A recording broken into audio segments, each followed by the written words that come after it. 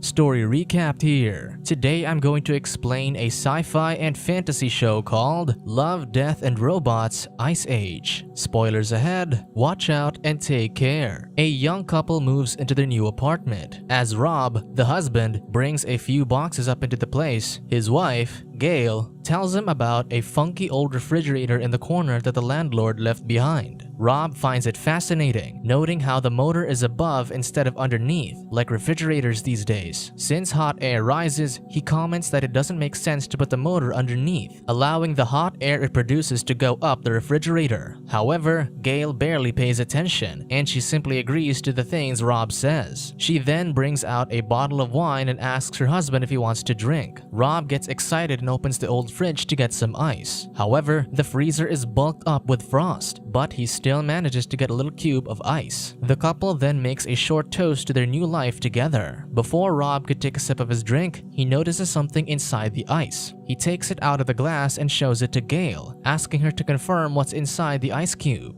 Gail looks closer and becomes just as surprised as her husband. Wanting to confirm what she saw, Gail grabs a magnifying glass to inspect the ice cube closely. Surprisingly, inside it is a miniature mammoth with spears in its body. Gail wonders if there are more of these things in the freezer, so she opens it. She quickly takes out the junk inside and gets shocked by what she sees. With this, Rob takes a peek and comments there's a lost civilization in the refrigerator. True enough, the freezer contains a miniature working medieval city. Everything inside moves so fast, with the little people going through their day normally, unaffected by the two giants hovering near their city. In disbelief, Gail claims that what's happening doesn't make sense, and Rob agrees. She then clarifies that they're seeing an early medieval city, when woolly mammoths died out sometime in the late Neolithic period. Rob shrugs it off and simply agrees with his wife to hide his ignorance. Later on, Rob buries the frozen mammoth in a pot of dirt. Rob seems sad about it, so Gail lightens up the mood and says it'll probably make for a good fertilizer. Curiosity takes over, and the two check the freezer again. To their surprise, everything has changed drastically. What used to be a medieval city is now a modernized place during the Industrial Revolution. Factories and railroads are built, covering the freezer's sky with smoke. The couple knows that they've only been gone for 10 minutes, but decades have already gone by for the miniature people. With this, Gail theorizes that time moves differently inside the freezer. As they witness the Industrial Revolution at great speed, Rob is disappointed that they missed the Renaissance period. He notices two miniature men sitting by a building under construction and wonders if the people perceive them as gods. However, the men are actually making fun of them, seeing them as weird faces in the sky that are staring at the city. One man even comments that he's tired of seeing the broccoli that's stuck in Gail's teeth. Seconds later, modernized buildings are erected. Rob notices things flying around, and Gail identifies them as airplanes. As more skyscrapers are built, Gail believes that the miniature people have reached the present time. Rob confirms this when he sees a Starbucks store and comments that the cafe really pops out everywhere. Just then, he notices something weird, so he takes a closer look. Suddenly, a missile falls into the middle of the city and explodes. The explosion blinds Rob, making him back away and fall onto the floor. Gail helps him up and tells him to calm down, but Rob panics, exclaiming that tactical nukes are exploding in their freezer. However, Rob's face is as red as a tomato, and Gail could barely keep a straight face. As the freezer explodes with huge nuclear bombs, Gail hands a shiny toaster to her husband, letting him see how the heat from the explosion caused his face to glow red. Rob groans, but then he notices that the situation in the freezer just became worse. The couple stares at it as they hear screams, gunshots, and explosions. With this, Gail closes the freezer and says that the people can't possibly outgrow war in a couple of minutes. Hearing this, Rob asks what they should do, and Gail responds that they should order pizza. Later that night, the couple has pizza for dinner while they wait for the situation to die down. An hour has passed, and Rob recommends that they should check out the freezer. He hopes that the miniature people had a chance to rebuild their city, but Gail gently tells them that they need to embrace the possibility that they didn't make it. Still, Rob goes to the freezer and opens it anyway. To their surprise, the freezer glows with luminous cities and flying cars. Gale claims that it looks like the Emerald City, but with less emerald and more futuristic devices. The sight of this makes Rob ecstatic, marveling at how beautiful everything is. Suddenly, a building emerges right in front of them, and Rob jokes that it looks like an adult toy. Just then, everything escalates, and a massive pyramid appears in the middle of the futuristic city. It glows brightly and consumes power from the bridges attached to it. Eventually, it turns into a diamond-shaped fortress and consumes the whole city until it bursts into a ball of energy. The majestic energy explodes like a star, and streaks of light begin to zoom around Rob and Gale's kitchen, filling their apartment with light. The wondrous light fascinates them both. During this period, it seems like the miniature people have figured out the secrets to time and space travel. After this, the streaks of light return to the freezer, gather into a sphere, and disappear. This wipes out the smiles on Rob's and Gale's faces, confused at what they just witnessed. Rob wonders if the miniature people will ever return, but Gale thinks it's unlikely. Because of this, Rob mournfully pulls the refrigerator's plug, as if he's accepting that those tiny people will never return. Knowing that Rob has grown fond of the miniature people, Gale hugs him in comfort. She then closes the freezer, deciding to call it a day. The next day, Rob pours their cups of coffee and hands one to Gale. Without saying a word to each other, both wonder about the miniature civilization in their freezer. With the slightest bit of hope that the miniature people are still alive, they open the freezer again to find cold mist pouring out despite it being unplugged.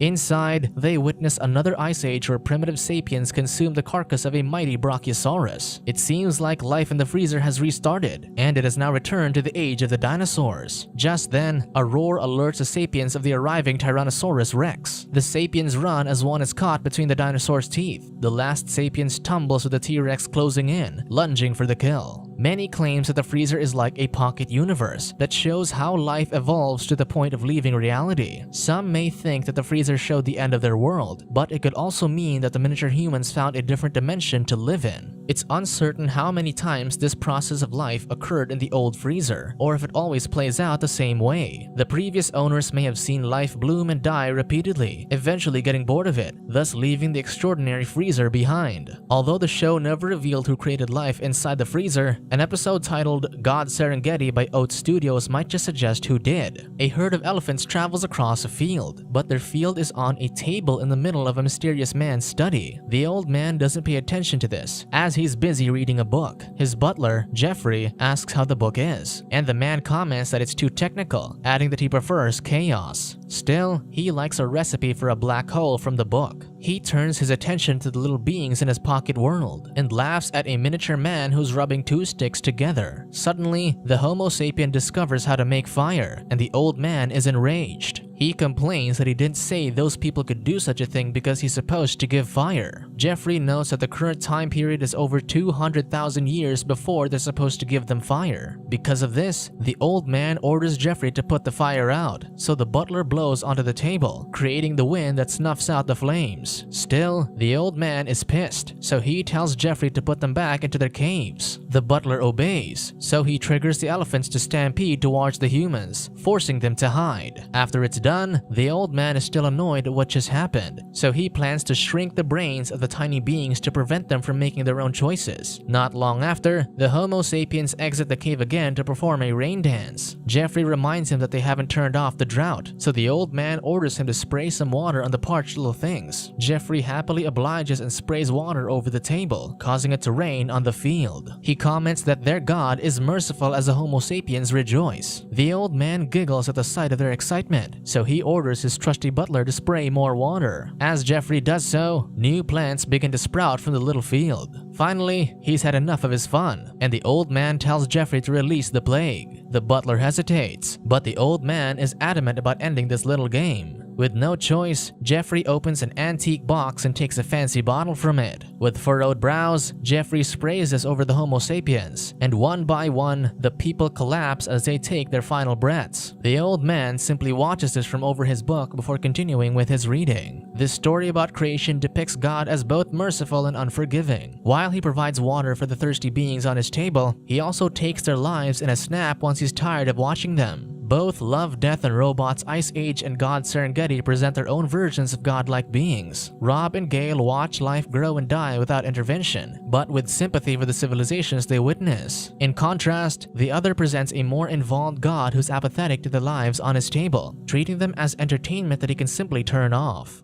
Subscribe to watch more videos like this. Turn on notifications. And leave a like, it really helps the channel out. Thank you for watching.